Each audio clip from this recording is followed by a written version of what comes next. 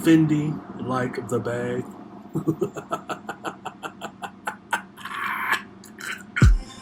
This is the I Refuse podcast. Hey everybody, it's Mr. Fox of the I Refuse podcast, and I am back after a wee bit sabbatical.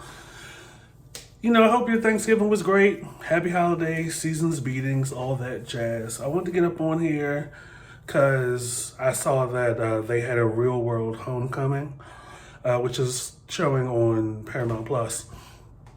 And the reason why I don't want to talk about Real World is because, it was at a time, I think a lot of people, especially the younger people, tend to forget, there was once upon a time in the world that, reality TV was actually real. Not some kind of, show up, drop a couple of things, make a scene, and then dip with the check.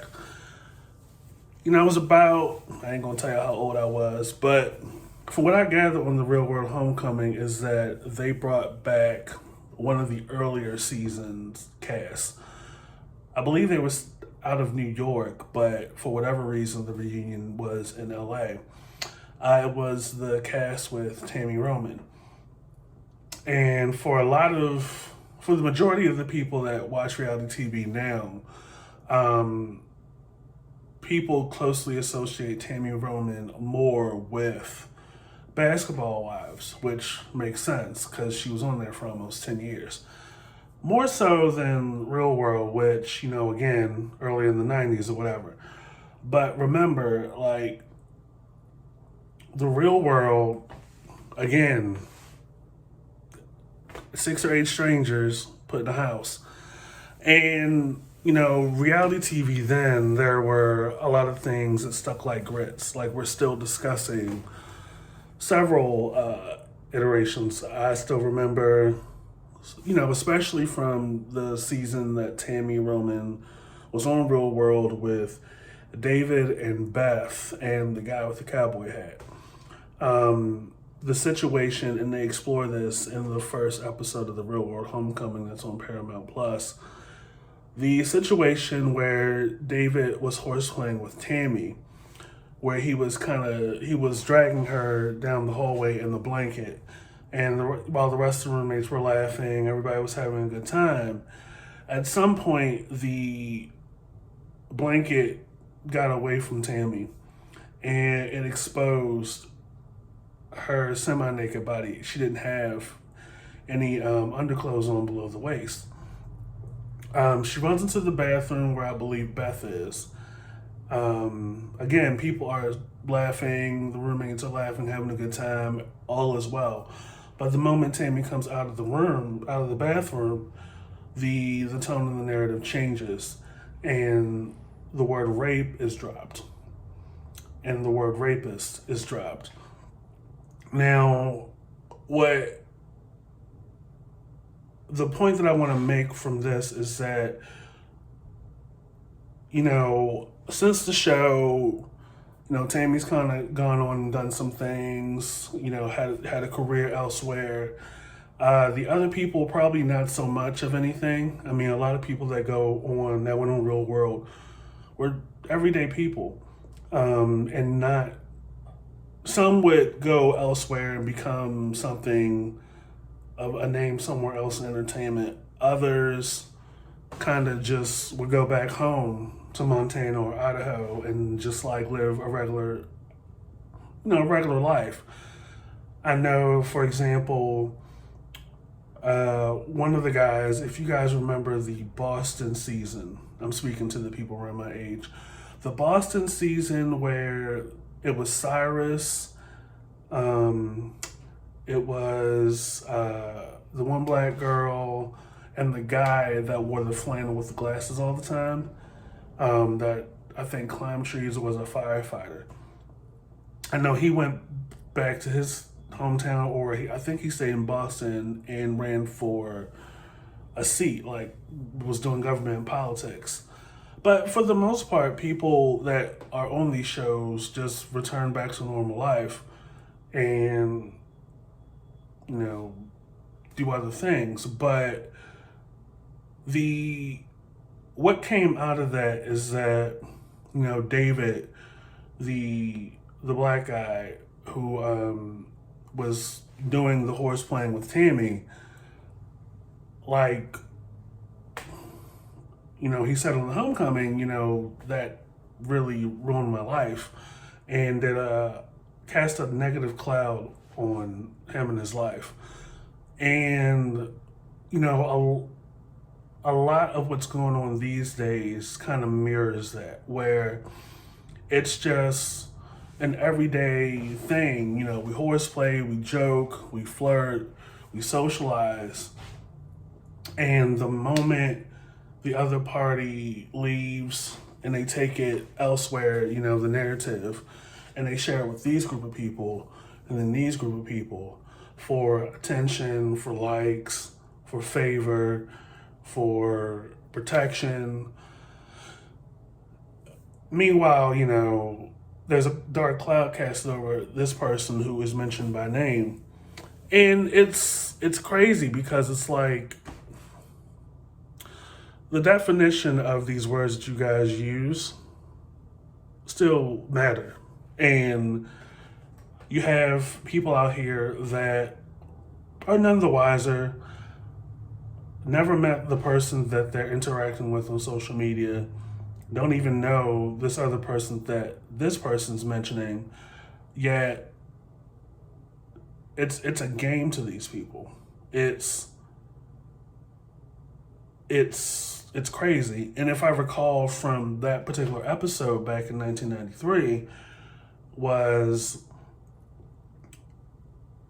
they took it a step further, Tammy and Beth, by saying, well, I don't feel comfortable with, being around them. Mind you, there was no other indication leading up to that point that gave her that impression. And I believe that was early, like the early half of the season. So it was like, what are you doing? You know what I mean? Like, it's one thing to say this, but it's actually 2-3 times more when you imply a certain environment, or you use certain buzzwords to be divisive, or these buzz statements, this victim mentality, like you play into that for what? Like that's a very dangerous game to play. Like you can't just be entertaining without going that route.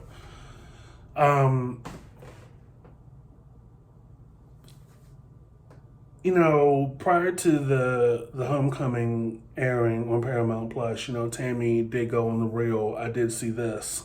Go on the reel to discuss prior incidences on Basketball Wives, and that was brought up by some of the hosts in regards to her look or her health. I will go out on a limb and say that there was a time, probably 2 or 3 years ago, where I thought that maybe she had some form of cancer, or maybe she has some sort of illness that befell her mom. Because I'm like, she does smoke. And when Tammy stepped onto Basketball Wives, she was a pretty thick girl. At some point, that kind of went down a little bit. The weight went down a little bit as seasons went on. But towards the end, and it was like the last 1 or 2 seasons, she was looking rather gaunt. And she went into this whole thing about how she's always suffered from body dysmorphia, and that there was a time in her life where she had her mouth wired shut in an effort to get her to control her eating habits. And that was something that was happening then, around the time that she was on The Real World, or maybe before. But it would have been interesting, when she said that on The Real, I was thinking it would have been interesting if that was explored on The Real World. which is more common than people think. It is, you see the Weight Watchers and you see the lean cuisines and stuff, but people actually are not aware of the full spectrum. The extreme measures that people take to lose weight. I am aware that on one or two occasions on Basketball Wives that Tammy did share that she was raped when she was a teenager. Which even gives me like pause to think, well, why would you even go there on the show when none of the variables are there?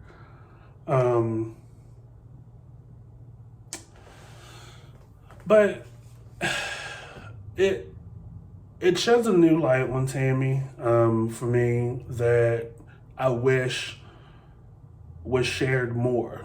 But I understand that for Basketball Wives and for, a lot of the other reality shows that have come out the past 10 or so years, and this points to a point that I made earlier about this new breed of show, these latest breed of reality shows are contrived and scripted because they only focus on the drama. People, including myself, closely associate Tammy and Basketball Wives and Chicago Inc. and all these Atlanta, all these reality housewife shows more so with the drama. And we kick back, in retrospect, and we laugh and we poke fun, like, the scene, I believe it was Beverly Hills, where they were at the table and it was the two sisters. I think they're Hilton sisters, I think. One was having a really bad addiction problem or something and was kind of like chaotic, and they were like, she was trying to have a conversation with one of the other housewives and went back and forth with another housewife and called her a beast. Beast? How dare you? I invited you in my home. The one with Lisa Rinna and Lisa Vanderpump, that one, I really can't. It's like 2 or 3 housewife iterations in California. Can't tell them bitches apart. But nevertheless, like, I wish we got to see that. Like, she actually is suffering from body dysmorphia and body image issues. Could have explored more about her having her mouth wired shut. I think this just goes to show how, we've kind of lost our way.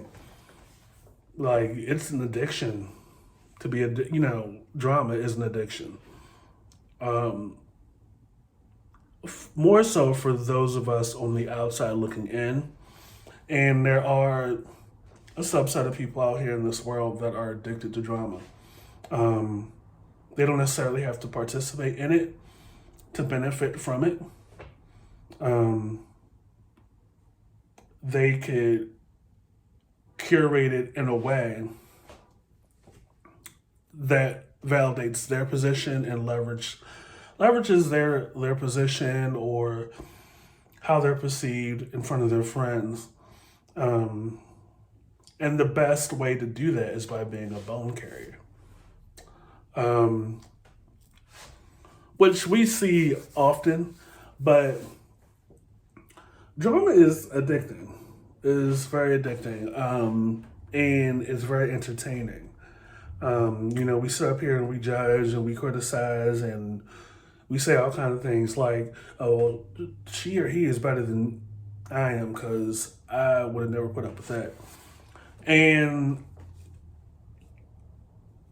aware, being the business mind that I am, that it's all for numbers.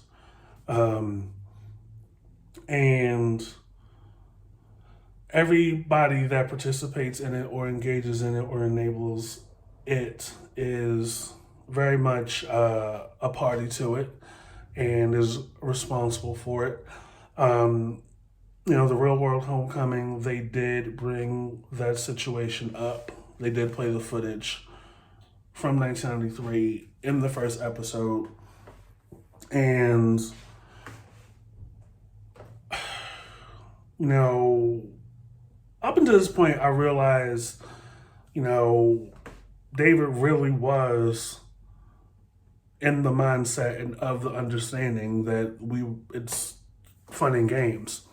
And it's unfortunate that 20, 25 plus years up till now that no one even thought about David. And from that, like, the situation just sat there as an elephant in the room where people have gone back to normal life or people have gone on to other shows and just let the shit sit there. The feelings and, you know, the thoughts. Because, you know, this whole, like, sweeping under the rug, acting like it doesn't exist, only makes it worse later on in life. But for David, I feel like he should have been owed an apology for being played like that in front of all these people. Not just the people in the house, but like millions of people watching the show. Because very easily, and you know, production, as you guys have seen on other shows, it plays into, you know, the show. Like, they're very much like a cast member of the show, but they're behind the scenes. The way they piece things together, the way they can drop music and time it to make it more, you know, a scene funnier, the way they can slice things. And yeah, like, while I totally agree that the person in front of the camera is very much giving them the material and is just as responsible. It's very easy because they do this in trailers or mid-season trailers or whatever.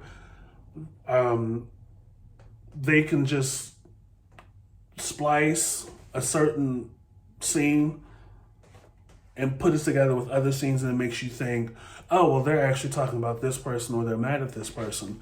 But when the actual scene comes up on the episode, they're actually talking to somebody completely different. And they said a whole lot more leading up to that little snippet we saw in the trailer. And again, I understand that production does that for numbers, but for it to go on as long as it did, after it was elevated to the word rape and rapist and Tammy coming out and all of a sudden feeling offended and letting that fester for so long, like, you gotta understand, like, this is the early 90s. Things were really crazy. People were being kidnapped and murdered and assaulted and stuff like that in the world, and just like behind closed doors in entertainment. And people were very sensitive to that, especially women. And nobody even caught that part. Like, once you say those kind of words, it's immediately on the man, and the man has to carry that on his shoulders. And people go on 20, 25 years, people that watch the show, and say, like, think this particular way of this guy. Not the fact, you know, that he is somewhat of a dick, but now you got the word rapist added to it. That's a whole nother beast. And it got to that point in the homecoming where Tammy had heard what David had to say about, we were all, you know, joking and laughing and having a good time. My understanding was left at that point. And she says to him in return, you know, I'll give you that pass. Here's the thing. There's something a lot of people don't pick up, or maybe they do and they just give it a pass because they know the person or they're familiar with the person. But it's never lost on me, no matter what dynamic the relationship is I have with another person. There are certain lines or statements people make that clearly define for me the kind of person that I'm dealing with. Mind you, like the context and the situation between Tammy and David essentially was elevated by Tammy and Beth. And mind you, like they finished the rest of the Real World season in 1993 without issue, without incident. And here we are in 2021, and even after all this time passed, the gravitas passed, and all this other stuff, you come out your mouth and say, I'll give you a pass on that. Like, you're a gatekeeper for somebody's salvation. Like, you are the end all and be all for this man's awakening or this man's transition into something better. And for me, that's kind of, well, it's manipulative and it's a little passive aggressive to me, because you're essentially like letting yourself off the hook. Like, we just saw the clip again. And you didn't think we're going to ignore the fact that you and Beth elevated it, either leading up to you going into the bathroom or something had happened from the time that bathroom door opened to you going back to David with different energy. And then on top of that, after the fact, you play up this threatened victim, uncomfortable bullshit. And I'm like, you gotta chill on that. Like, if we're in a different place right now, and we're both, and everybody else is well aware of what happened, and including your role in escalating a situation that is detrimental to another person and could very well limit their potential in life. And a lot of people watching this probably like, well, it wasn't that deep. No, actually it was. You didn't hear or see much about David elsewhere. And they had on the Real World Homecoming this powwow leading up to this situation. So you had context into what's been going on with David since Real World up till now. Like how that particular situation really destroyed his life. But at no point did anybody walk away or revisit that thinking, yeah, that was probably fucked up. And I think it stems from, the idea or the concept that women are demure and women are to be protected and women are to be to be saved, and men are vile and vicious, and that I think it's kind of like a reverse misogyny. But leading up to that particular point in the discussion on the episode, I was like, okay, I know Tammy's gonna reverse engineer this some kind of way. And sure enough, I'm gonna give you a pass on that. Aside from that being the point that things went left, like, which that I think Tammy wanted that to happen, so she can get more favor. Um, it's not lost on me that a lot of people, and I'm sure a lot of you guys can relate, that there are certain people out here that live to poke, and they know exactly what they're doing. I mean, Tammy's been on reality TV 20 some odd years. Um, so she's well aware of the cameras and she's well aware of what the assignment is. Mind you, like reality TV now is different than when Real World first came out. Um, we have a situation now where it's like I said, like people have to create these situations. Oh, well, let's have a sip and see. Oh, let's tour, the Underground Railroad routes. Either it has to be something that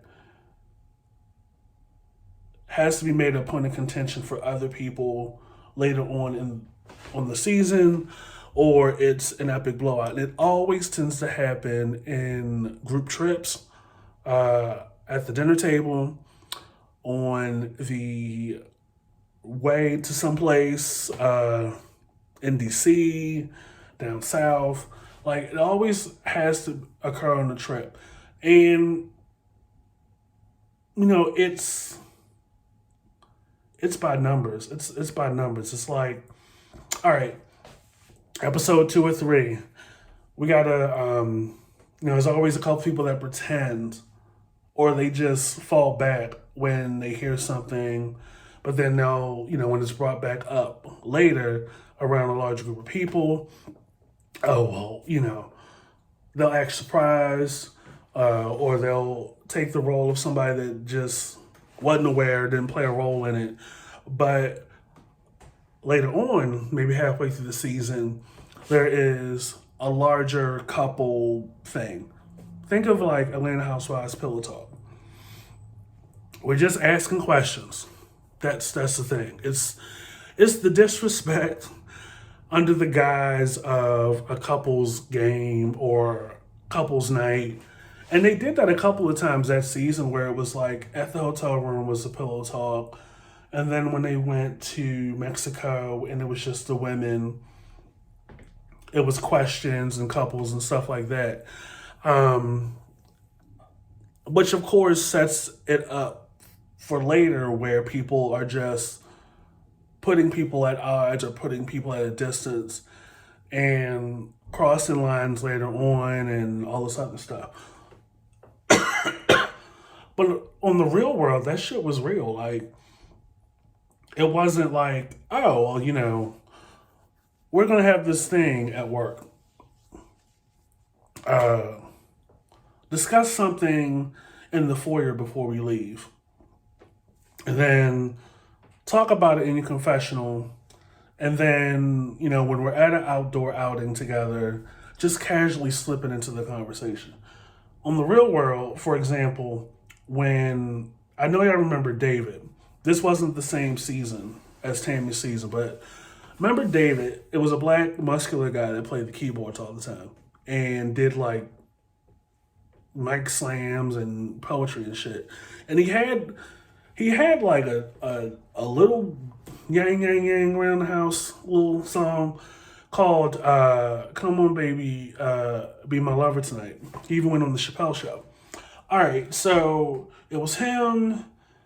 It was some blonde girl, and it was a short girl that wore glasses and had short black hair. Him and the girl with the short black hair were always at odds. And while I'm aware that, the setup or the angle was to paint David out as some angry black man, because that's really all we ever really saw. Picking on, a short, non-specific white girl. And it made for good TV. Like, he wasn't aggressive, he was passionate, and a lot of what he said makes sense. but because, you have somebody from the Midwest that probably hasn't seen a version of a black person outside of the news or what's crammed down their throat about black people. Um, they were working at a news station, and they had a meeting. Like they were supposed to be doing a segment for this piece, and it was a discussion about creative stuff. And David wasn't willing to compromise on a section in his piece. And the little blonde white girl was like frustrated with him. So they have a little discussion in the hallway, and that's what occurs. They come back to the big table where, the rest of the people are, including the girl with the short black hair and the glasses, right? Now, mind you, the reason why I brought these three people up earlier and just a bit ago is because that dynamic was essentially the core of their season. And again, because it's, business and numbers and ratings matter, even then, like that drama, that dynamic, as toxic or whatever you want to call it, as it was, drove that season. And looking back, I was like, there was nothing wrong with David. They just wanted an issue with him. And I think a lot of ignorance and stuff, especially when you're like black and you're buff or whatever, like the negative connotation that, oh, if you're passionate, you're aggressive. Oh, if you're rambunctious, you're wild and unstable. If you like to joke around and have fun and be a bit of a dick like David was on Real World 1993, oh, well, I don't feel safe. I can't stay here. Like, how easy people can play with that. And a lot of people out here are none the wiser for it. I mean, not for nothing, I did kind of dabble into real world pretty heavy up until the time I left for the military. At some point, they did start to humanize and showing like more private life stuff and really incorporating some of the real challenges that like a lot of people have, outside of addiction, outside of being a runaway, typical MTV stuff. But I remember when they had a season in Louisiana, and they had a gay guy on there. They at some point, Pedro was the first one in LA, I believe. That was early 90s. Having a gay or lesbian person as part of the cast was nothing new, but what made this one special is because he was actively involved in a serious relationship with a gay man that was in the military. And this was during a time that Don't Ask, Don't Tell was really like well known. So every time, I think his name was Ben or Chris, real cute white boy, real nice, real sweet. I think he hailed from Tennessee or Alabama or something. He would talk about his boyfriend all the time, and he actually did come on the show, but they blurred his face out. I was like, oh my God, this is huge. And I think I was like in my late teens at the time. I was like, oh wow, it's pretty amazing. I mean, they blur his face out the whole time that he was, the boyfriend's face out the whole time he was on the show, or, when he would come in. And they would go on dates, and the guy that lived in the house would be glowing, and it was nice to see that side of the community. Outside of being, tacky and catty and dramatic, just ostentatious. Like, to actually see a real relationship, same-sex relationship, that's not scripted, that's not part of mainstream, on a big network, and they respected, like, the channel respected their relationship, and especially this man serving in the military, to not show his face. Like, that's huge. And that's essentially the flip side to what I was saying earlier about how, words and actions destroy lives. Like, you actually have a scenario here where people and channels and networks are actually protecting and saving lives. Especially since that was around the time that Barry Winchell died, was killed, murdered, just over speculation that he was gay. Now, it's a great area. I mean, I've seen Soldier's Girl. I have it. It's one of my favorite movies starring Troy Garrity and Lee Pace.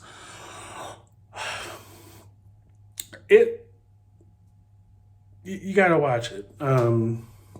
But that I was using that as an example of how dangerous it was. It's not so much now. Don't Ask, Don't Tell has been abolished, and you can openly serve in the armed forces as a gay or lesbian or bi or pansexual, omnisexual, and be perfectly fine. For a lot of us, myself included, didn't have that. But of course, homophobia is just as rampant as it was then. But what oftentimes ends up happening, it's very rare then that, like, there would be any heavy accountability associated with it. That, sometimes it would be covered up, or it was reported as a suicide, things of that nature. It was a double-edged sword back then. Like, the government has the power to cover things up. They don't want this black stain, because that could affect their enlistments, the attractive quality that they try to portray in some of these commercials. I mean, for the longest time, they had people believing that everybody that enlists in the military flies planes and jumps out of them. Like, for the first 3 years, I would come home, people be like, so you flying the planes? Are you jumping out of them? What's it like? Bitch, they got us doing janitorial work when there's a lot of downtime. Please. So I just went into a whole thing about it, but understand this, that, like, it would be nice for reality TV to return to that concept of, we literally will pick like 8 or 9 people out of nowhere and throw them in a house and force them to get a job and go from there. Like, bring that back. Because I stopped watching a lot of shows, reality shows, when I realized the shit was scripted. Like, shit is constantly set up to create a problem. And it's like, when you have more drama than you do clients, I'm like, the math is not mathing. And on top of that, when y'all actually do get clients to come in and tattoo and shit, the tattoos be whack.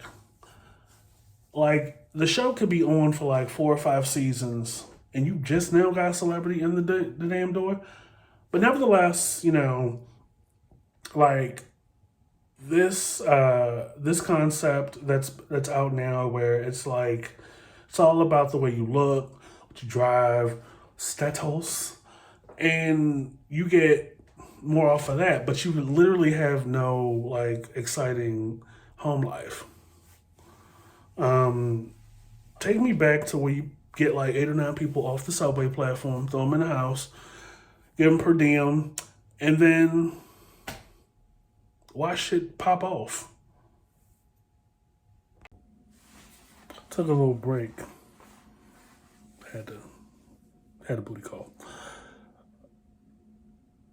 But I have to say that revisiting or knowing that Real World had a homecoming with some of the cast from the 1993 season, I had to get on here and just not reiterate only my love for Real World in general, like what that show represents and what it's done, but how entertaining, how entertaining real reality TV was. And, it's just how it started off so simple as literally picking like strangers and putting them into a house. And how fun that shit used to be. And how crazy that shit used to be. And how dangerous it used to be. I watched probably about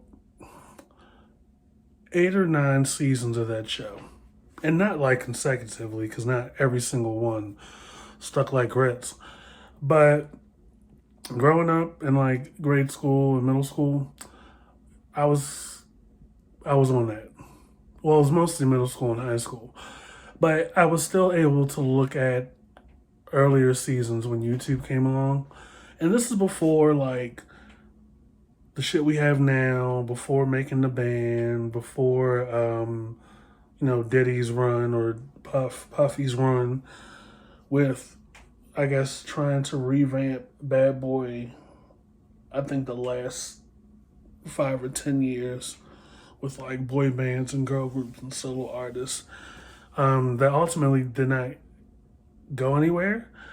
But damn, if it wasn't some entertaining shit. Real World was the first to kick it off like that. This was before, Bravo leapt off, and before like 90 Day Fiance, before, 90 Days after the 90 Days, and My 600 Pound Life, and Honey Boo Boo, and Dancing with the Stars, and all that kind of stuff. Like Real World, like opened the door, and some of us still discuss it. I remember they did like 2 or 3 cycles in Seattle. There was one particular cycle where somebody that was part of the cast was dating somebody from production. And this is, again, like before, Candy and Todd. Like, it was this white guy who had 2 different color eyes. His name was Mike. Really, really like gorgeous in a fisherman marina kind of way. And he had like a strong Jersey accent. And he was dating a black girl from production, and they looked so good together. But that just ended up not working in anybody's favor. But that was also the same season that there was a black guy on there, and then there was like a white girl named Emily on there that she ended up catching Lyme disease. And she ended up leaving the house early, but before, in doing so, as the black guy was walking her to the car, she made a diss towards him, assuming that he was gay. Now, that was something that was just mere talk or speculation. He was not an out cast member. Nothing about him on the show insinuated that he was. But she made that last dig before she got in the car to go back home. But not before pulling off did he go get, I guess, a teddy bear that she had, threw it in the water, came back out and slapped her in the face and closed the door. Just little moments like that where you're just like, damn. if you were to do that these days, people be trying to cancel your ass. Uh, but yeah, like when I think of Real World, I think of like HBO, America Undercover, Taxi Cab Confessions, which I still talk about to this day. Still talk about America Behind Bars, how I was probably about 12, 13 years old watching this while my mother worked third shift at the supermarket, listening to men talk about how they gave it up in jail, right? And they literally interviewed a man that talked about different condiments he would use while back there. He used Smucker's jelly. Bitch, do you know what that? You're like 12, 13 years old, and I'm like, wow. Like, HBO was really off the hook. Like, they had Showtime and Cinemax Beat.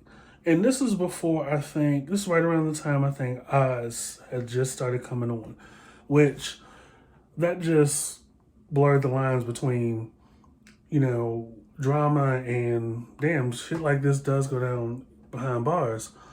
But I remember hookers at Brewers Point. I remember the one with one of the popular ones from that ended up on Jerry Springer, which I think at that point we didn't even know that it was staged, but it was. But watching hookers at Brewers Point, I remember this lady. They would interview the hookers, of course. That they were it was like two or three of them, but I remember these two. One had the really big nose, but they would have the microphone on while they're doing the thing and doing their job. And you could see the camera footage, like the camera's facing the back of the car that she's in. And you can hear her, like, talking to the guy. Like, no, don't do that. You're making it dry. No, like, don't, you can do this where here, but not there. And then they were interviewing another lady who was at the time married to her husband, who was also like her bodyguard, kind of slash pimp. And she would tell stories about how whenever she would go home for the holidays, like one time she went and it was kind of a secret from her family what she was doing on the streets, or that she was even a prostitute, and everything was cool. But by the second or third time that she went back for the holidays, the secret was out, and she saw that people were like afraid to like drink behind her or eat behind her or handle anything that she'd been handling. And I was like, wow, bring that back. Like, everybody's so offended, but simply because they don't know what the hell's going on, and they don't know what's going on, and they're not used to this kind of shit. But being offended and being sensitive, man, is what seems to be the trend these days. Like, bring that shit back. Like, Taxi Cab Confessions and Hookers, Brewers Point, and Pimps Up and Hose Down. I was just talking to somebody a couple weeks ago. Now, Pimps Up and Hose Down, Ice-T was in this one. And at that point, like, I only knew Ice-T to be an actor. It wasn't until later I realized, oh, he was a rapper prior to New Jack City. And still did it, I think, up until he got on Law and Order. Which then it was sporadic. But Ice-T narrated this thing. It was roughly about an hour, hour and a half. Narrated it, was actually in it, driving his pimp car en route to a pimp function, talking about the lifestyle. And Magic Don Juan was in it. That's how I knew he was somebody. And before he went escorting Snoop Dogg to the award shows.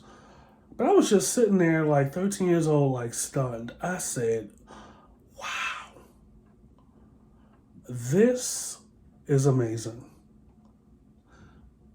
Never even saw this shit up close in person in real life in Baltimore. I knew prostitutes existed, but I didn't know there was like a whole lifestyle, culture to the pimps and all that other stuff. And then back to Taxi Cab Confessions. You want to talk about some shit? Like, people to this day still reference the episode Taxi Cab Confessions in, I believe, Vegas. And it was I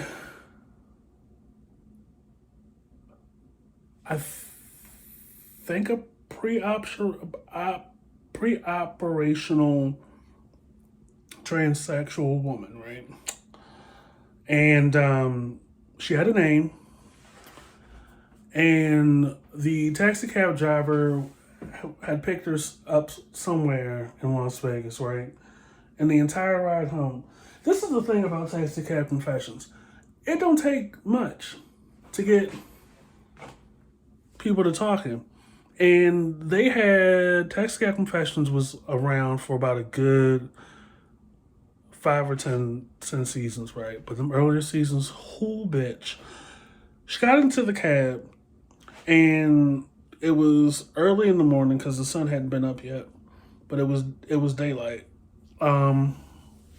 And she was just lamenting about her different experiences, particularly this one where she put it was a humorous spin looking back, but it was a real serious situation. She had a date, and at some point the date went left, and she carries a weapon. It ain't like a bazooka or a Tommy gun, but it's like carried a little knife, probably about this big, and it went left, and she had to stab him. And not just like this, but like a couple of times. Kind of like how you poke into a pack of poultry before you take out the back, like in the cover. And she was like, that's the nature of this job where you have to shoot and stab and kill, and she was doing this in the back seat, and I was just like, you do any kind of animated gesture, I'm on the floor hollering. But bring that back. Like, I like it when it's just random and it's just got like that guerrilla feel to it, where it's just the people getting into the taxi cabs, from what I understand, don't know that they're being recorded until after. But this is before it's put on HBO. You know, of course, they sign a release and everything.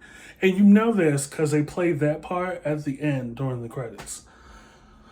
I know I watched one where it was like an older woman and like a younger guy in his 20s.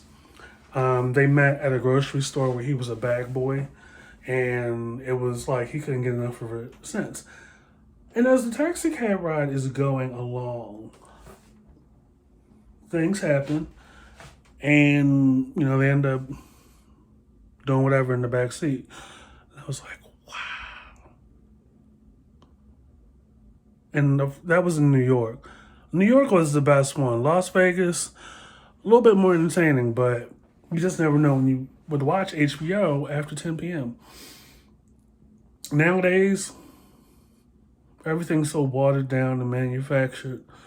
Like, people drum up some shit that don't make sense just to get on TV. And the celebrity reality TV situation, it's a situation where people are banking on acting a fool for $2.50. Prime example, this last cycle of Real Housewives of Atlanta, the one girl that was on there that was like a friend of a friend, didn't have a peach or anything, just her main goal was to just show up on the arm of somebody else, one of the other girls, and just start messing and leave. but it wasn't even that good. You know what I mean? Like, it wasn't to the level of like a Marlo. It was dry. It wasn't that funny, and it didn't lend itself to anything. At least with Marlo, like she has moments of her own, and she owns her background, and people are aware of where they stand with Marlo, and it's entertaining. Like she's quick, she talks fast, and she has that tone in her voice and the sound of her voice where she's just going off. I will say the seasons that Ava was on, Marlo did look a little stressed out. But trust and believe, other 8 or 9 seasons she's been a friend of somebody on the show, she's added something to the show. Whereas this one girl, I think her name, I forget her name, but she had the braids and was married to somebody that wasn't on the show. But like as soon as she walked in, she would just talk about Drew's hair and all this other stuff. And I'm like, golly, you can't even just ease yourself into some bullshit. But the reason why I use that example is because, it got out, that she actually spent more money, that people actually spend a lot of money to, I guess, present themselves a particular way with clothes, makeup, bags, and she wasn't getting paid that much to act a fool. So if you actually think about it, she was actually doing that to get paid, and it wasn't much. And she ended up not getting picked up for the current season that they're filming.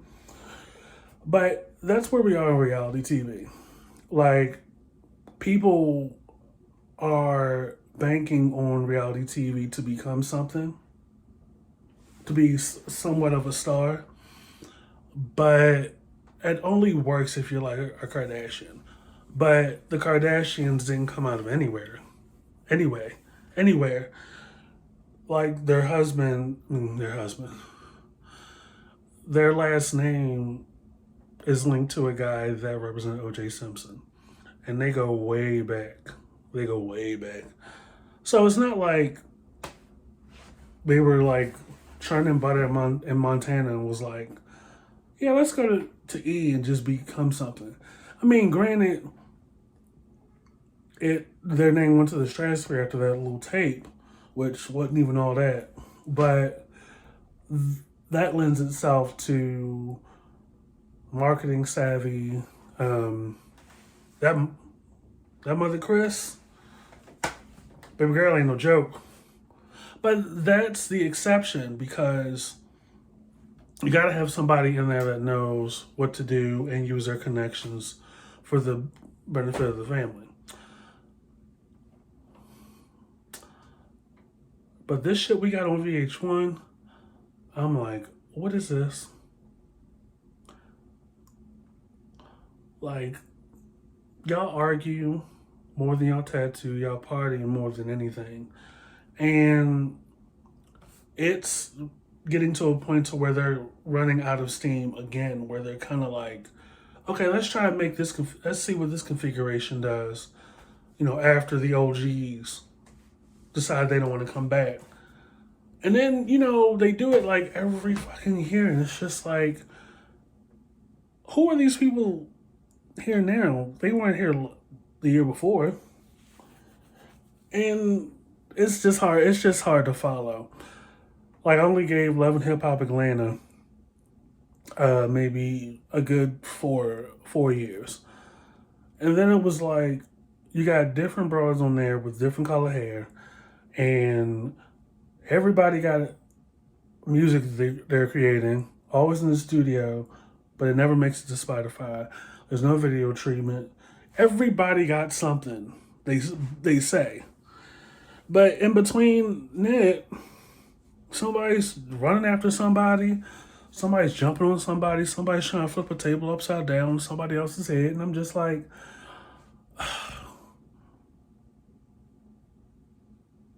at this point, it's like, throw the whole thing away. Because you either have people that are local at best and are using this show to try to be something more, which ends up never working. And then you have people that were something that come on the show, and it's like, damn, where do they find him at? Or where do they find her at? And this is like the only thing happening. I'm like, okay, all right, I don't know. So I said all that to say what I said earlier. This is Mr. Fox, the I Refuse podcast, and I will catch you guys later.